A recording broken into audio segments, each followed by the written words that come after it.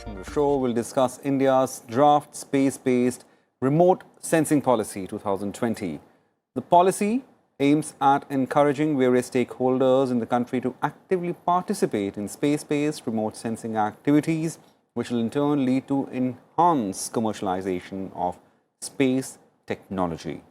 Well, the industry can build on the technological base to provide remote sensing technology solutions both within and outside India. Further, this policy, once enforced, will enable unfolding of knowledge-based solutions and address many planning and monitoring requirements of the country. The policy also states that government will enable easy access to space-based remote sensing data, except for sensitive data and the information. So how will this draft policy lead towards achieving a wide-ranging demand for remote sensing data and accomplish government's aim of self-reliant India? To discuss further on this issue, we are joined with two very important panelists, Dr. M. Rajivan, Secretary, Ministry of Earth Sciences, Government of India, and Dr. Subbarao Paulari, Co-Chair, FICCI Space Committee and Chairman and Managing Director, Anant Technologies. Well, thanks both of you gentlemen for joining us on and discuss this very important draft policy that's yet to come into force. Well, let me start with you, Sir, Mr. Dr. Rajivan. Now, given the outlines of the policy, now how it will help encourage various stakeholders to actively participate in space-based remote sensing activities that will lead to further commercialization of space technology. So, thank you. As of now, we have the policies which was adopted by Department of Space in 2011, and I have not seen the new policy yet. The draft, I have not seen it, but I understand that the Department of Space is coming out with a new remote sensing policy, which is very welcome. There was a lot of criticism and also apprehensions about the existing policy, saying that the existing policy don't allow all the data to be given to people as well as also to the business people for deriving more information, deriving more products, deriving more applications based on the data. And one of the reasons was, of course, national security. So probably they did not want to give this data, especially high resolution data, to the public, so that it could be misused. And that of course, concern is still there, but there could be a lot of applications if you really give data to people freely, and so that they can develop much more applications. The Earth observations are very useful, and it has a lot of advantage. From satellite, it can see a large area at a given time. Unlike in situ observation where we put it over the surface, satellite observations are plenty of very useful. And we spend a lot of money to make satellites, or put it on rockets, send it, launch it, and put it in orbit, and collecting data. Huge effort we are making. So that effort in terms of money, in terms of manpower, should be fully utilized by people. That's true. So I really welcome the new draft policy which is being brought out by Department of Space. Dr. Rajivan, just for the benefit of viewers, could you just elucidate as to, as the space is opened up, what are the avenues that these policies aim to address? Sir. So we can develop a lot of applications, especially for natural resources mapping and disaster management, for example, applications for agriculture, applications for drought management, disaster management, and many, for example, flooding, mapping of flood events, and plenty of, I can say about hundreds of such applications. And if you give the data, and new emerging areas in computation is coming out, for example, artificial intelligence, machine language, and blockchain, cloud computing. If you put all these new technologies along with this new data, I'm very sure that we can derive very, very beautiful applications for societal applications. And also business people and entrepreneurs can really earn a lot of money out of it. So really a very new industry and also growing industry can be developed if we can open up space data. Right. Well, just stay on, Dr. Rajivan. Let me go to Dr. Subbarao. Sir, as we are a little aware about the outlines of the policy and what we should expect from this draft policy. Now, to begin with, sir, now how does the commercialization of space benefits any country? Good. Thank you, Mr. Rajat. Maybe I would like to go back a little into history too, in order to elaborate about the present policy and Right, what's sir. going to be for future. Absolutely, sir. In fact, I had the privilege of association with the Indian space program, Yeah. and particularly in the remote sensing area since 1978, when when we were planning to launch our first Indian remote sensing satellite. Thanks to Dr. Vikram Sarabhai, who was the founder of the Indian space program, who envisaged, or rather whose vision was to make use of the space program, every bit of it, for the societal applications and for the national development. In this regard, what has been formulated was, if the satellite is to be in space and it has to get the data, then we need to have, along with a satellite and also a launch vehicle for the satellite to be pushed into the space, and subsequent applications. That's how the ISRO did exemplary work since its inception, particularly in reaching the common man in every aspects of this. Therefore, I must tell you that since the first IRS program that has been launched, the government of India, particularly ISRO, started involving itself into a lot of national missions, whereby every pixel of data it can be made use of for the national development.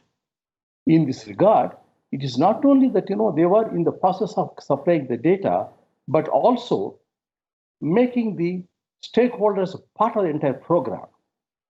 For example, I'll give you, there are very many examples, as Dr. Rajavan has mentioned.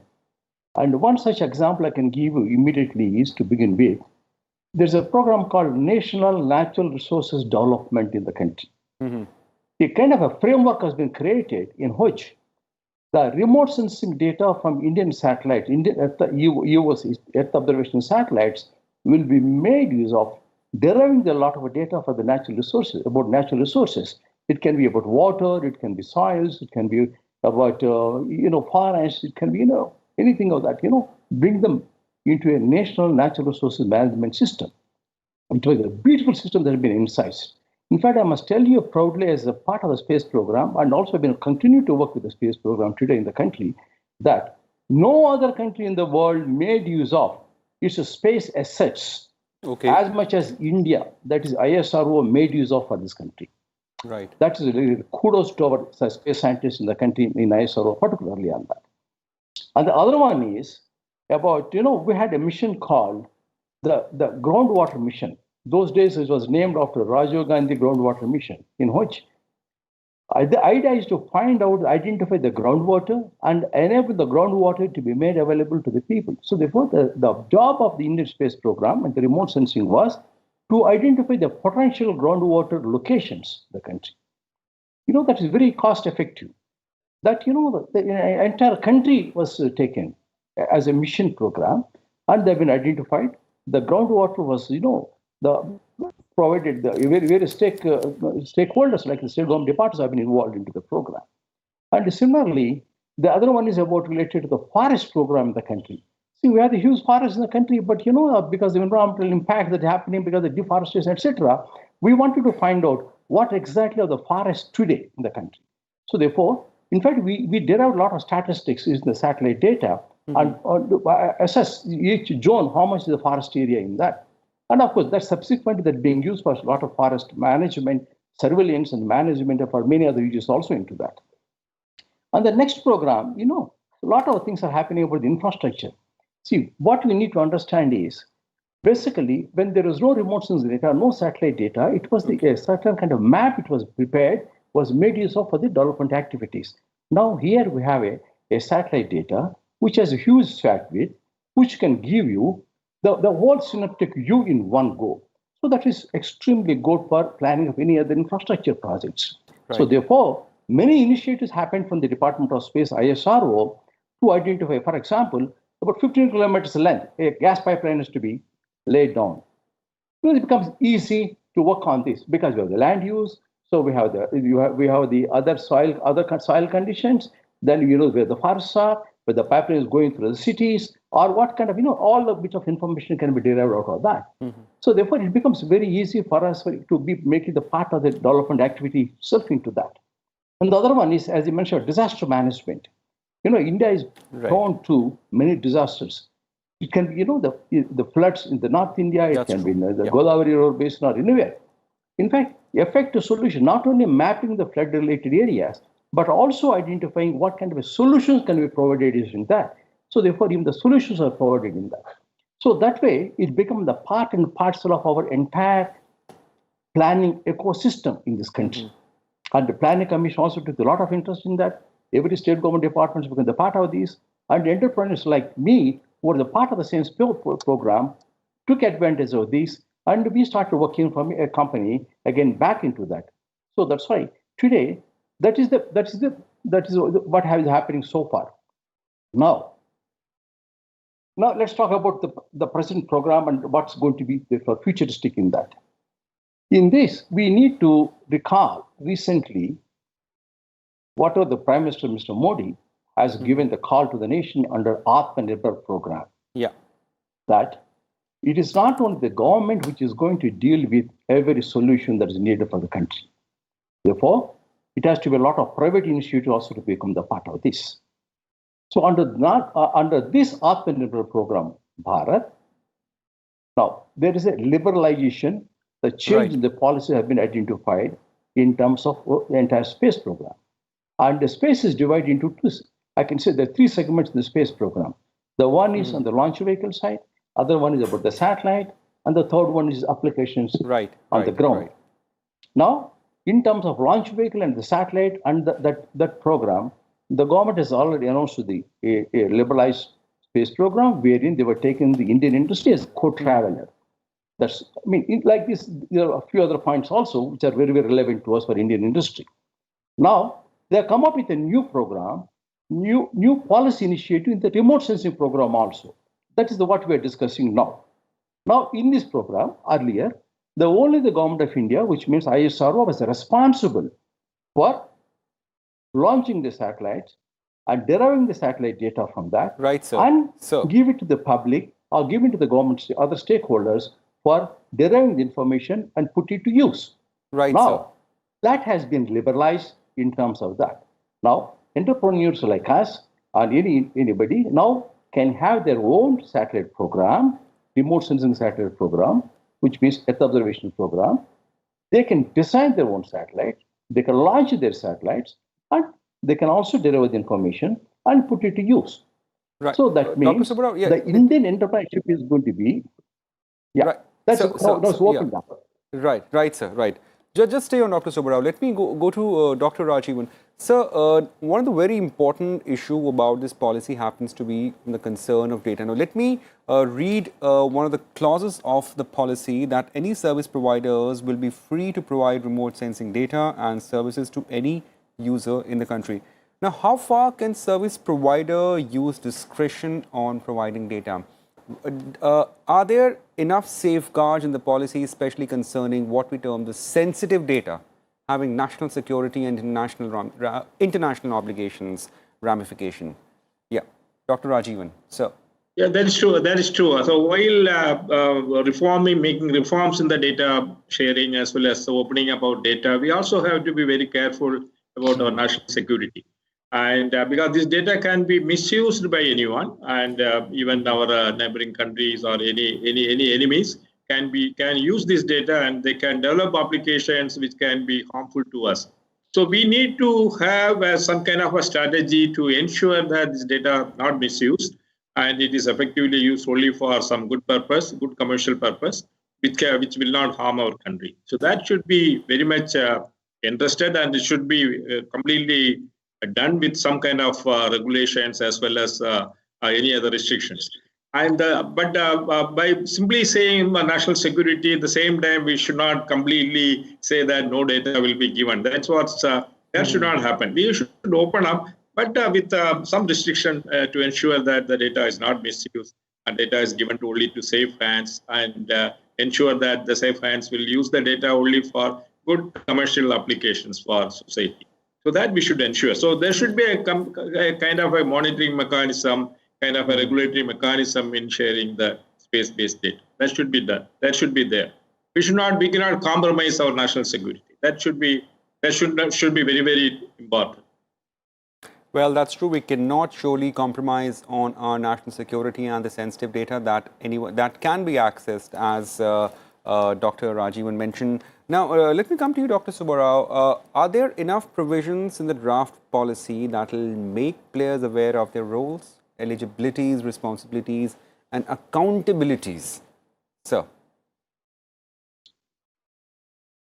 And how far these index are important for any draft policy concerning space assets? Yeah, so here I slightly differ with Dr. Rajiv on one point of national security and the data utilization part of it. And however, the policy in this regard, it only says that the sensitive data will not be made available without a particular, the protection being created in that. What they mean is the resolution of satellite data, which is less than 50 centimeters, will not be given to everybody unless a particular authorization happens in this regard. But in this connection, my point is, see, we have globally a lot of satellites which are giving a data which was much less than 50 centimeters today.